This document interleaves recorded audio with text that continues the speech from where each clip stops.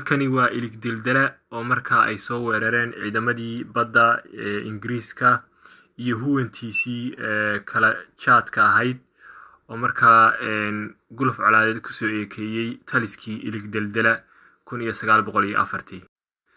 dagaalka kadib qalcadii waa ay dumiyeen.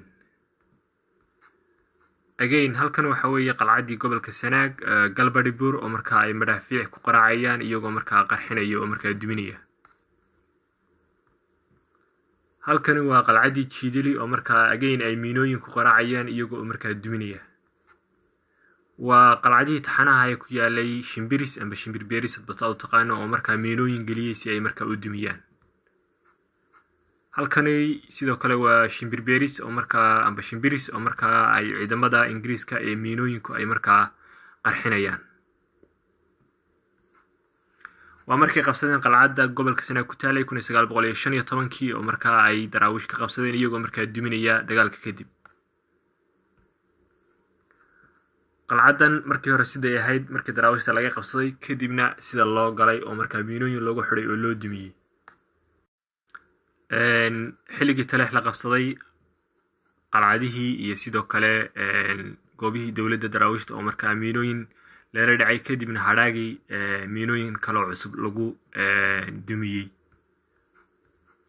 halkan waxa weeye daar ilaalo waxa loo yaqaanay amba eegi oo markii Ingiriisku ay qabsadeen iyadoo qayb dhismaha uu wax gaadhay haddana isku sii daray oo markaa miinooyin hor la sii geliyay kadib markaa la dumiyay. halkan waa markii hore ahayd iyadoo magaranaysa qaybii dunsan tahay kadibna waa la sii wada dumiyay oo completely dhulka la dhigay. halkani waxa weeye sawirka kaliya aan helay oo falaad oo aan dib gaadhin oo markaa dhisan. falaad waa gurigii sayidka marmar martidu waa joog jireen amba madaxda sare dawladdu markaa waa qalcadda falaad sawirka kaliya aan ka hayo iyadoo markaa aan dib gaadhin. markii dagaalka kadib oo markaa ciidamada Ingiriisku ay markaa magaalada rusheeyeen waa sida ay noqotay. markii la qabsaday taliska guud ee Taleex 1920kii iyadoo qaybi ay dawladdu duqaysay qaybina ay sidoodii u taagan yihiin oo badqab ay yihiin.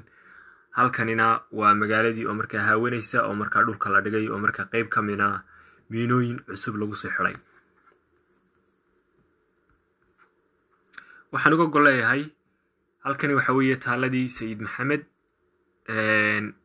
oo markaa magaalada Jigjiga ku taalay fagaaraha iyadoo markaa dhulka la geliyay oo markaa habeennimadii waliba la dumiyay waagiina markaa uu bariyay sidana ay noqotay. xigmaddu waxa weeye ismayaasha dawladda waxa loo diminayay xilligii halgankii daraawishta in markaa la burburiyo daraawishta kaliya lama dagaalamayna astaan walba xornimada ah, astaan walba Soomaalinimada, astaan walba madax banaanida ah, astaan walba oo dawlad Soomaaliyeed ah buu cadaawihii Ingiriiska iyo sidoo kale saanacadaalayaashii ay la dagaalamayeen. waana xigmadda ku jirtay Taleex markii laga saaray daraawishta xataa in miinooyin kale oo cusub la sii geliyo iyadoo markaa astaan walba oo Soomaalinimo iyo wadaninimo iyo halganka daraawish ku astaanaysan in la cirib tiro. halkana waxa weeye markaa in markaa astaan walba oo wadaniyad iyo Soomaalinimo laga arkayo in la cirib tiro iyadoo horumar loogu soo gabanayo amba sida siyaasad kaleba. marka dadkan amarka la soo siinayo kama duwana kuwii xilligii gumaystaha la socday. marka xigmadda ka dambaysa maaha horumar iyo wax kale ama siyaasad bay waxa weeye in markaa lala dagaalamo astaan walba oo iska Soomaaliyeed ku suntan yahay oo madax banaaniya iyadoo markaa sidan loo geliyo oo markaa la cirib tirayo. taanana waxa weeye xigmadaha ka dambeeya markaa loo dimiyo qof walba oo Soomaaliya markaa marayay ilmo yar oo Soomaaliya oo arkaya taalada sayidka waxa uu markaa weli uu hayaa taariikhda amba jiritaanka ummadda Soomaaliyeed ee markaa Soomaali galbeed bay markaa u tahay ildoogsi.